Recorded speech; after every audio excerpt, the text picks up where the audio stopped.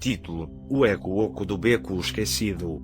O beco do silêncio era uma ferida aberta no coração da cidade morta. Um vazio pétreo onde o tempo, como um rio estagnado, parecia recusar-se a fluir. Os postes de luz, esqueletos de metal cobertos de ferrugem, cuspiam lampejos amarelados que morriam antes de tocar o chão, deixando o lugar imerso em uma penumbra viscosa. Não se ouvia nada. Nem o vento, nem o murmúrio distante dos carros, nem o eco da vida que alguma vez vibrou entre esses muros agora cobertos de musgo e grafite descolorido. Apenas o silêncio.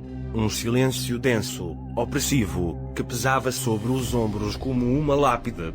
Chamo-me Marcos, e cheguei ao beco por engano, ou talvez, por uma obscura predestinação que ainda não compreendo. Fugia de algo, ou melhor, de alguém. Um passado turvo que se agarrava aos meus calcanhares como uma sombra implacável. Em meu desespero, adentrei a boca escura do beco, buscando refúgio em seu anonimato. Erro fatal. A poucos metros, a sensação de irrealidade me atingiu com força. O ar se tornou mais pesado, quase tangível. Cada passo ressoava com uma estranha amplificação, como se o próprio beco estivesse respirando. Então a ouvi. Perdido. A voz sussurrou das sombras. Era uma voz suave, quase infantil, mas com um eco de desesperação que gelava o sangue. Não pude localizar sua origem. Parecia vir de todas as partes e de nenhuma ao mesmo tempo.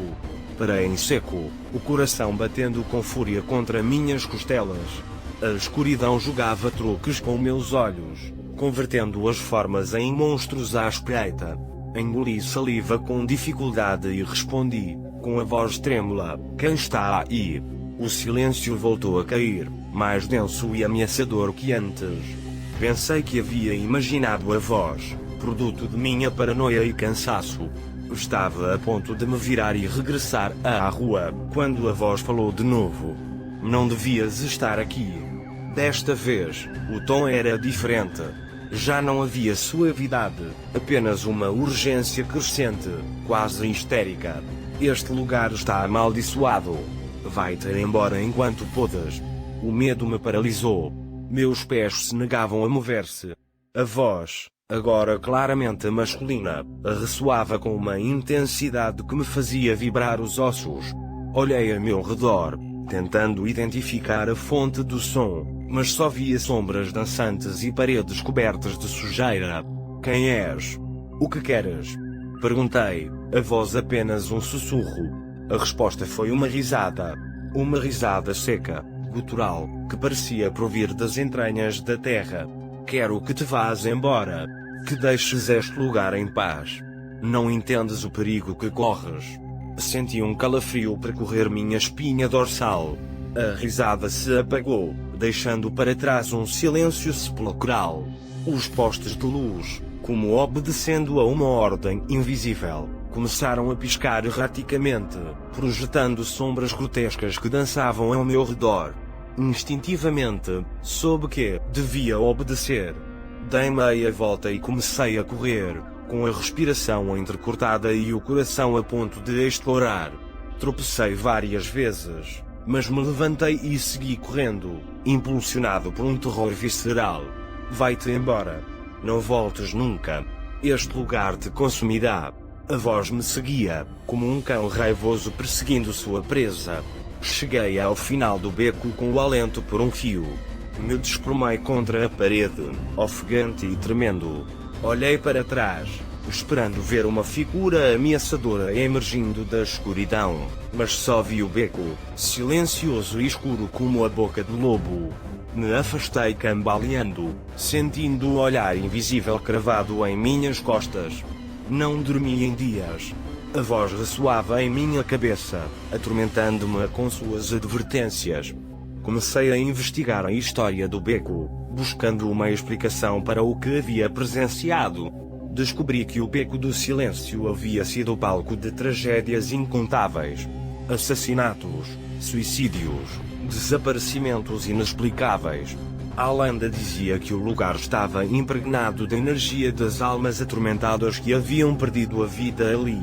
Dizia-se que uma entidade escura, alimentada pelo sofrimento, habitava o beco, aprisionando aqueles suficientemente desafortunados para adentrarem seu território.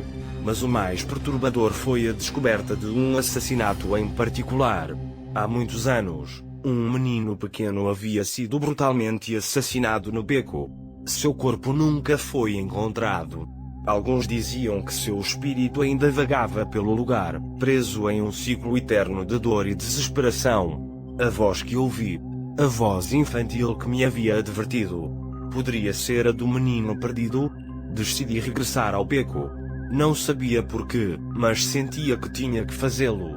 Talvez para oferecer ao menino a paz que tanto ansiava. Ou talvez, simplesmente, para enfrentar meus próprios medos. Desta vez, fui preparado. Levava comigo uma lanterna potente e um crucifixo que minha avó me havia presenteado. Adentrei o beco, sentindo o peso da atmosfera opressiva sobre meus ombros. "Olá", disse, com a voz trêmula. "Estou aqui para ajudar-te." O silêncio me respondeu. Um silêncio ainda mais profundo e aterrador que a primeira vez. Caminhei lentamente, iluminando cada canto com a lanterna.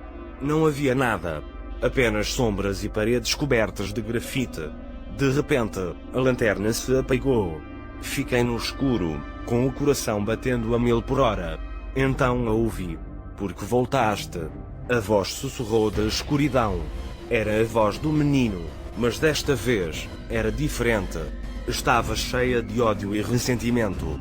"Quero ajudar-te", respondi, com a voz apenas audível.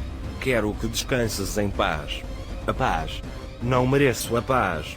Mereço vingança", gritou a voz, com uma fúria aterradora. Senti um golpe, uma dor aguda no peito. Olhei para baixo e vi uma sombra escura elevando-se frente a mim, e uma mão ossuda aferrando uma faca ensanguentada. Caí ao chão, sentindo a vida escapar-se de meu corpo. A sombra se inclinou sobre mim, com os olhos injetados em sangue. "Agora ficarás aqui comigo. Para sempre", sussurrou a sombra, com um sorriso macabro. E então, compreendi. O menino não queria a paz. Queria companhia. Queria vingança. Queria arrastar outros a seu próprio inferno. O beco do silêncio reclamou uma nova vítima. Agora, minha voz se unirá ao eco oco das almas perdidas, presas para sempre na escuridão. E esperaremos pela próxima alma desafortunada que se atreva a adentrar em nosso território. E lhe sussurraremos ao ouvido, perdido,